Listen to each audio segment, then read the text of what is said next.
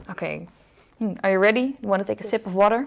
No, I'm good. I'm good. I'll take a sip of water. Okay.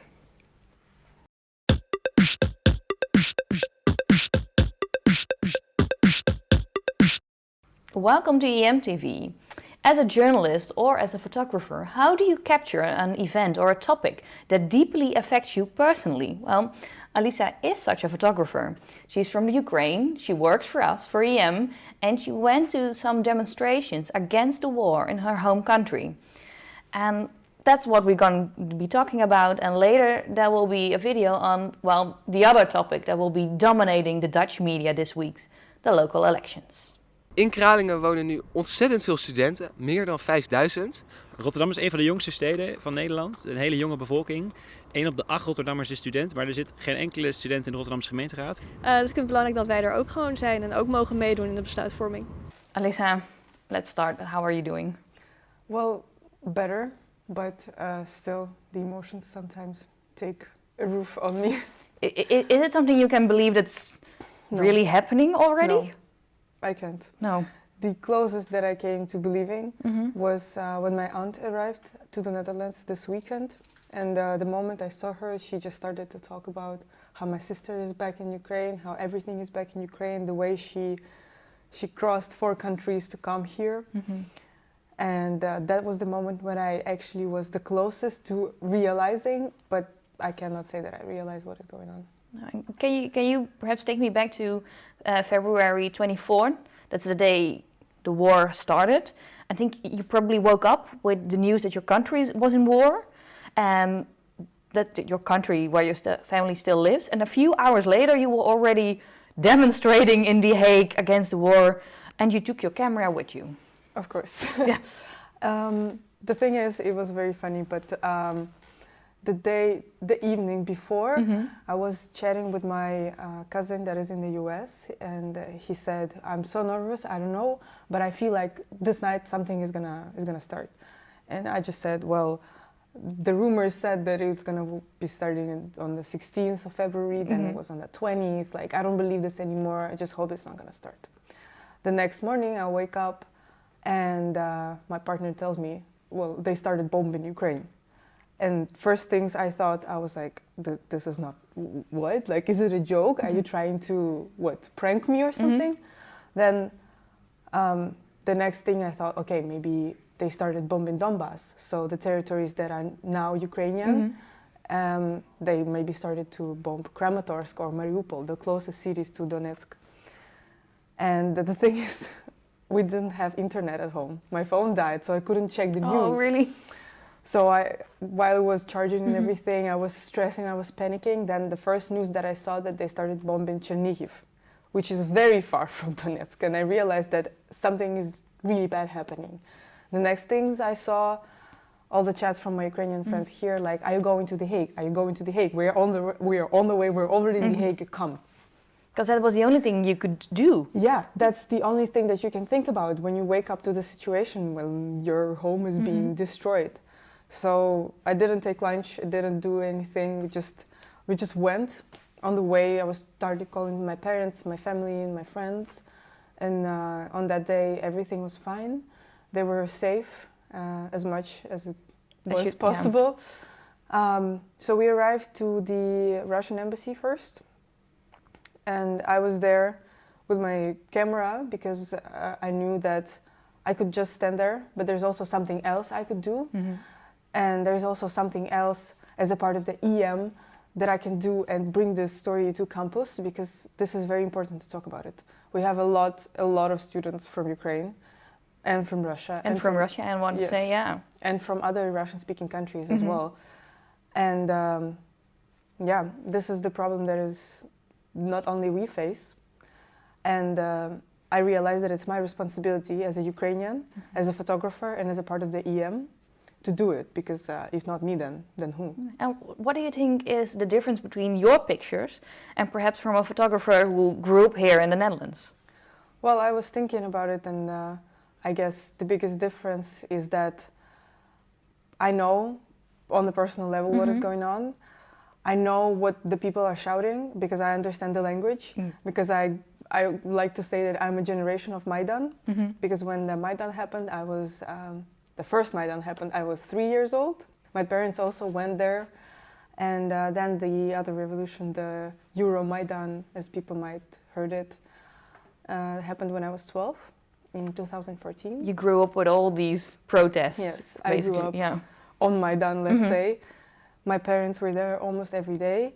Me and my sister, we were not allowed to leave the house because it was very dangerous because of all the provocations.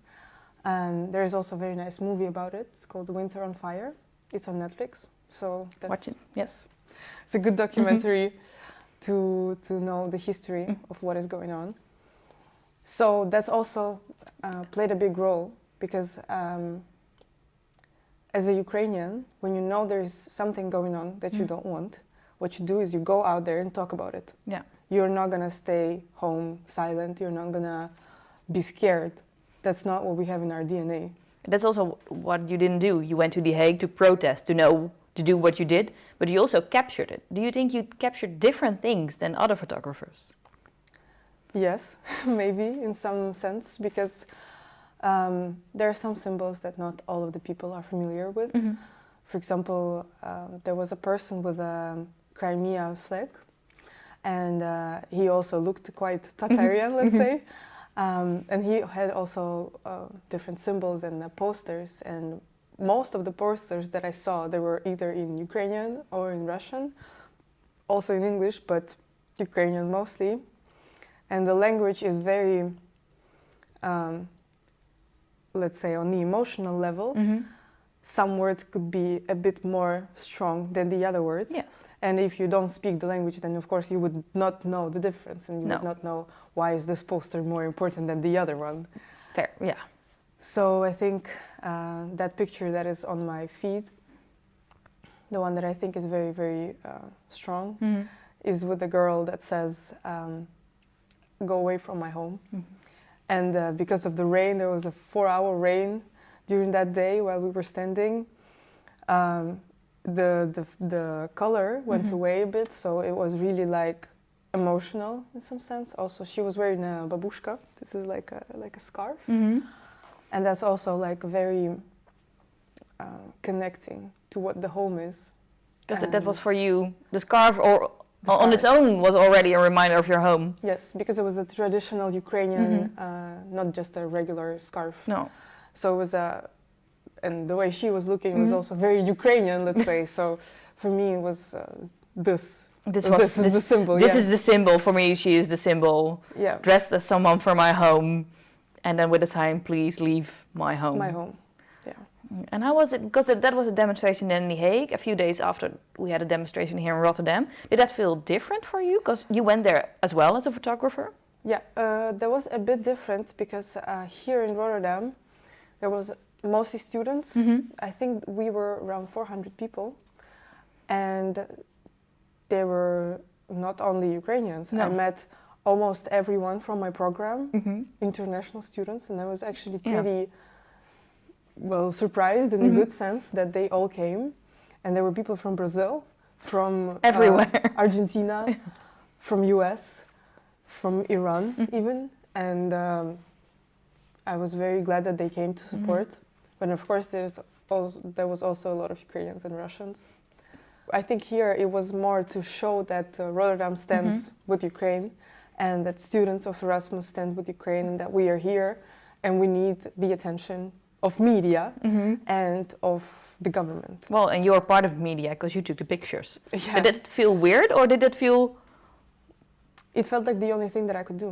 Like there was no other option. I knew that I'm not gonna stay at home. I knew that I'm not gonna go somewhere else or do somewhere else. There was only there was the spot that I had to be. There was just no other option. Hey, you did do something else actually. I can see it on your sweater because you started the discussion also here right away on how to write Kiev. Yeah. Because we wrote it in English different than the what you can see on your sweater. Can you tell me perhaps why this is an important thing to remember? That is important, of course, because that's the framing of language and how, in general, language can represent our reality, and at the same time, it constructs our reality. So when you say Kiev, or if you write it Kiev with I-E-V, then it's more towards Russian language, because it's a transliteration from Russian language. Yeah. But it's a Ukrainian capital. So in Ukrainian language, it sounds like Kyiv, so it's more strong, I don't know, not so soft. And you write it like here with a Y-I-V. Why it's important? Because the same thing with the Ukraine. When you say the Ukraine, you consider the country to be a part of something. So it used to be the Ukraine when it was a part of the USSR. Yeah, a while ago. Yeah, but for now it's Ukraine, because it's a country that's independent country. Yes. We don't have an article before it anymore. So yeah. So it's part of using it correctly, saying, well, this version of Kiev, and not, but also putting it in the right historical context. Yes, exactly. And yeah, the same with my surname, let's say, because it's in Russian it sounds like Mahaletska. In Ukrainian it's Mahaletska, but in slightly English, different, yes, in English it's Mahaletska, because of the transliteration. The G in Russian, H in Ukrainian, and in English it's H. And what do you use now if you introduce yourself to people? Well, if it's English, if it's an English-speaking person, then I say I'm Mahaletska.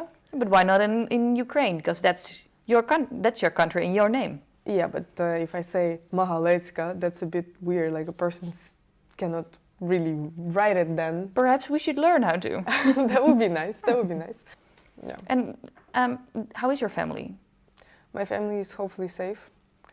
My parents, because the bank that my dad works for, they already evacuated everyone from Ukraine, so they're safe outside.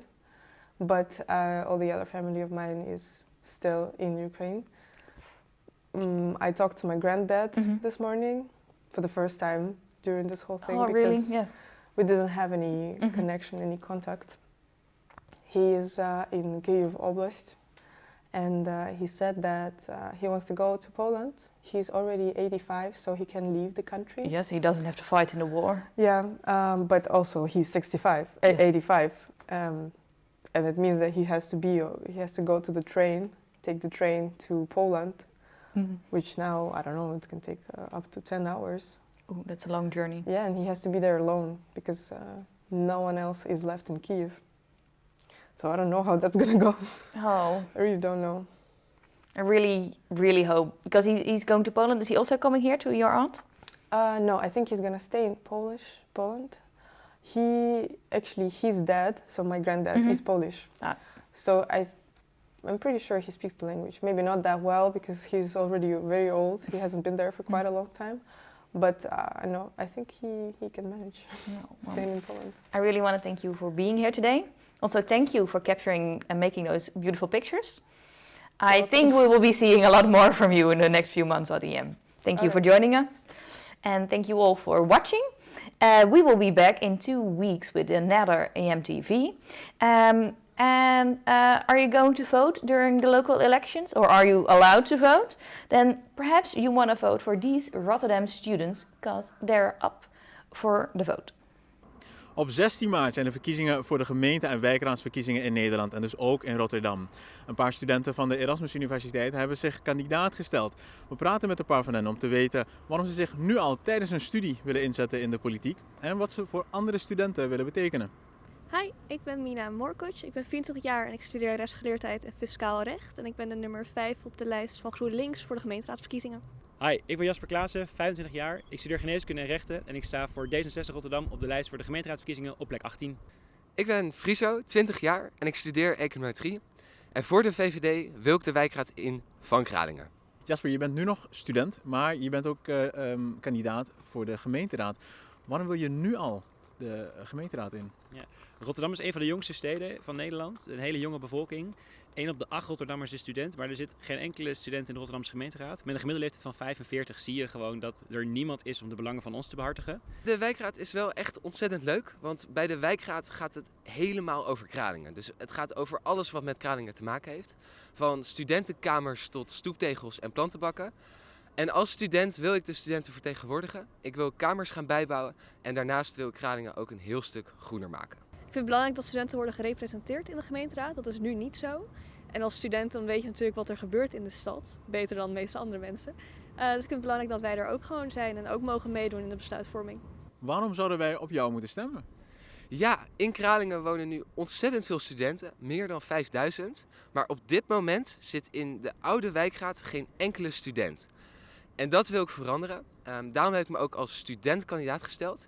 En ik ben ook een van de weinige studenten die überhaupt op de lijst staat. Ik ben een geboren en getogen Rotterdammer. Dus ik weet hoe mooi de stad is. Maar ik weet ook echt wel waar er dingen zijn die kunnen worden verbeterd. En ik wil graag dat dit een groene stad wordt. En daar wil ik me graag voor inzetten. Ja, heel veel mensen die kijken vooral naar de landelijke politiek of om te kijken waarop ze gaan stemmen voor de gemeenteraadsverkiezingen. Maar juist in de gemeente zijn er hele lokale problemen die voor studenten heel belangrijk zijn. Er is in Kralingen heel veel te doen over het studentenoverlast.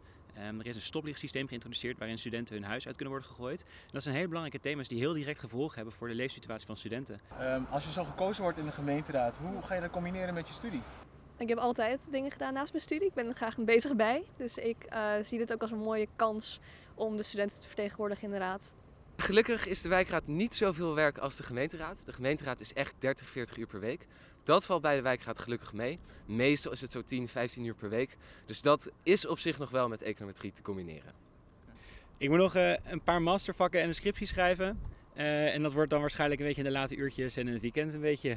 Maar het moet goed komen.